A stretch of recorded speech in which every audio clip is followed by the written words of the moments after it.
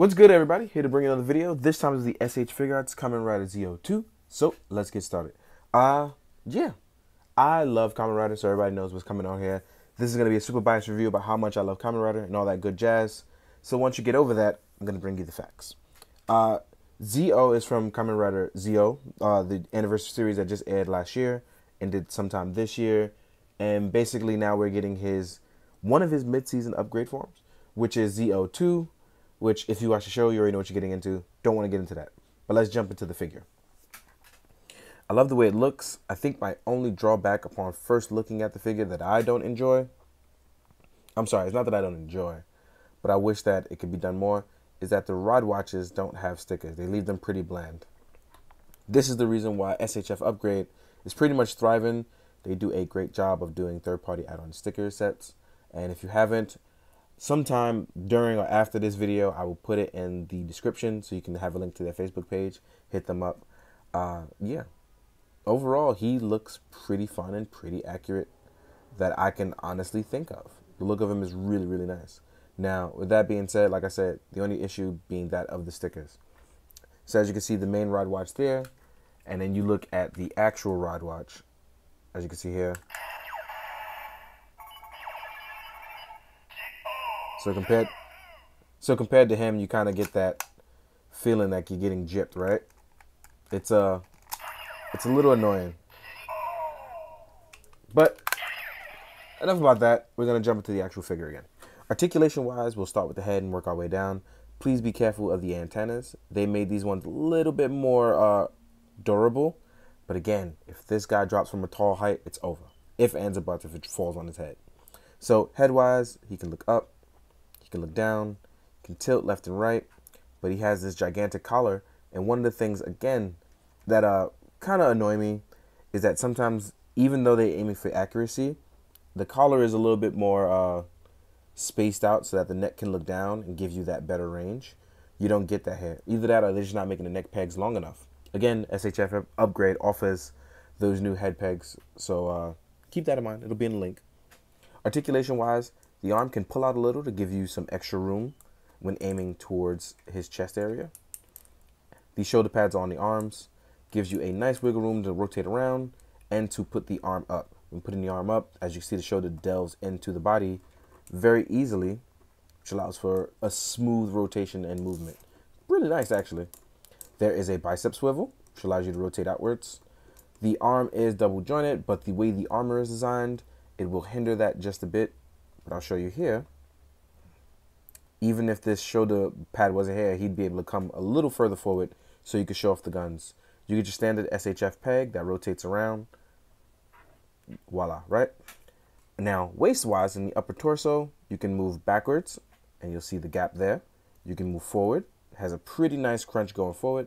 You can actually tilt side to side as well. Then there is a lower torso swivel. Allows you to get to that extra room. So when you're throwing punches, it looks a little bit more decent, right? Let's rotate that, see? Punch-wise, it looks really good. Now at the waist, they've added this nice little design for the plates to move up. So that way, when you space the legs out, those don't pop off or break or anything like that. Really like that they took a little bit of insight for that. Now you get the little gown piece coming down like an actual watch. These are flexible plastic. The longer you sit here in the pose, the longer that these stay. I had him posed up, so this is actually poking up for quite some time. And as you can see, it slowly forms back. A little bit of heating that up will do it some quick justice and fix that for you. And as you can see, that's what I was talking about. I'm going to let that slide over. I'll get that in a second. And as you can see, you can do the pull down method that allows you that extra room. When rotating the leg up, gives you that extra freedom. As you know here, we're double jointed as legs as well. You have ankle pivot, which is not pretty generous. It's actually a pretty tight ankle pivot. You don't have that much range. And there's toe pivot as well. So when posing him up, make sure you use that drop down method so you don't pop it off like I did. And you don't have it flying somewhere, which I'm going to grab on camera in about 2 seconds so you guys can see where I'm going with this. So as you can see, posing wise, ZO2 is actually up to the standard of it. It's really nice, actually. Give me 1 sec. I'm going to grab it. Voila. See, that didn't even take long. So as you see, I grabbed it. And it's on a tight ball joint. So when you rotate that leg out, voila.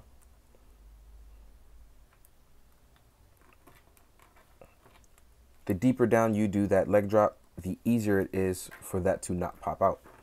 I'm glad that happened on camera so everybody saw how to actually go about it. And as far as the belt goes, you can still do the rotation gimmick. You can still remove rod watches from both the belt and on his arms. So if you want to do any sort of pictures where he's removing rod watches or swapping out rod watches or using them, and I dropped the rod watch, y'all. See? I'm all over the place. So you can still get that. As you can see here, the holder is still the same. It actually has, and I'm not sure if you can see it. Let's jump into that. It actually has the insignia right there on the inside, which I thought was pretty cool. I'm actually only just now noticing that. So give me another second as I sit down and grab that rod watch. Give me 1 second, y'all. And now that I've grabbed that rod watch, let me fix my light. Get this guy back up. We're going to talk about the accessories that he comes with. So I put these back on.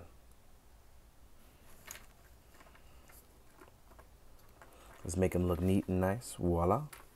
There are a lot of small parts, so you have to be very careful. Keep that in mind. Now, he comes with the ZO2 blade. And as you can see, it has his face on it, which I think is hilarious. So many ways. You can actually remove this as if it was a giant rod watch as well. And on the blade, the thing I like about it is that although not completely detailed like the show, it does have most of it and it looks pretty good. But I do like the fact that they added the clear part here. And most of all, for the ZO2 head, they added the gimmick for his finisher. I don't know if you guys saw that. Let's change that focus. But there's a lever here for the finisher that allowed the eyes to change. And I like that a lot. So they've added that, which is really nice. Let's slap this baby bat on. Voila. Looks good. Then here's where they actually cut you short, because ZO2 actually doesn't come with much accessory-wise. They kind of make you buy into having the other stuff. And I'll get into that right after this. So you get the open palms, which are a nice metallic pink as opposed to the normal matte pink that you get with normal ZO. And then you get the hands for holding the saber, both left and right. That's pretty much all you get as far as what comes with him. Now, I know you see the bike over there. Now, if you bought the bike set, you actually get CL's first blade. I don't know why my focus keeps changing. If you bought the first blade, voila, guess what? You can do the combined gimmick that they do in the show, which I'm going to demonstrate right now. You remove the watch, place it here, and now you have the full double blade gimmick that you get from the show. So if you've already bought all the other ZO stuff and said you were all in, this is kind of like your bonus incentive. You get this, which is actually really nice. I think that it's dope to have this because it came later on. You know what you're doing. I still think it's a bummer that the only way you can get it technically is by buying the bike. So for those of you who didn't want to buy the bike, you have now missed out. And it kind of sucks, right? I get it. Now, real quick, we're going to jump into size comparisons. Show what's going down with ZO2. Make them look good with other lines or not so much, depending on how you think about scale-wise works. Me personally, as long as the toy looks good, it doesn't really bother me all too much. But I know a lot of other people who are scale enthusiasts is the word I like to use for them now. So let's get you standing straight up. Let's make you look good, Zio.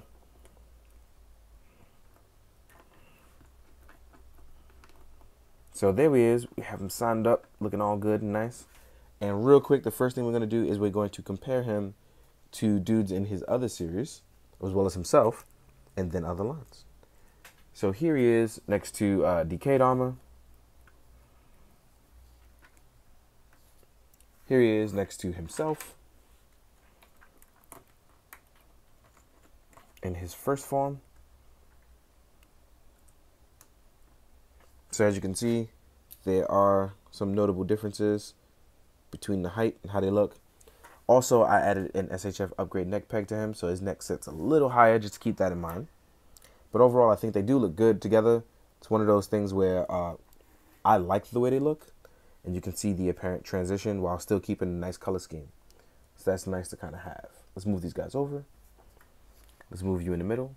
Next up, we have Waz and Gates.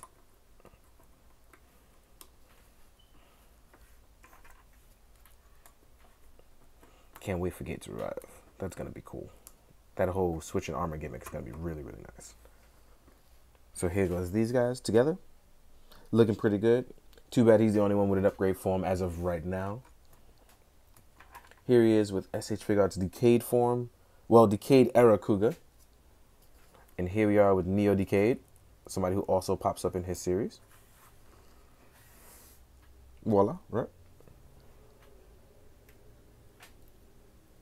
Oh, last but not least, before I forget, here he is next to his final form self. And these actually can fight each other, so you can keep that in mind. Here's Oma and ZO2. Now to compare it with other lines and see where we're going, see how he looks up stacked up next to other lines. Here he is next to a Marvel Legends Daredevil. Here he is next to a Lightning Collection Dino Charge Gold Ranger. Because I was about to call him Koryu Gold, and I can't do that because that's not who he is. But he's my sit-in for that, so let's keep that in mind. So here he is with the Lightning Collection. Here he is next to a Mythic Legions Red Orc. The Fury Clan. Voila. Right? Remove these three guys. Here he is next to an Articulated Icons Ninja. Here he is next to a 1000 Toy Synthetic Human.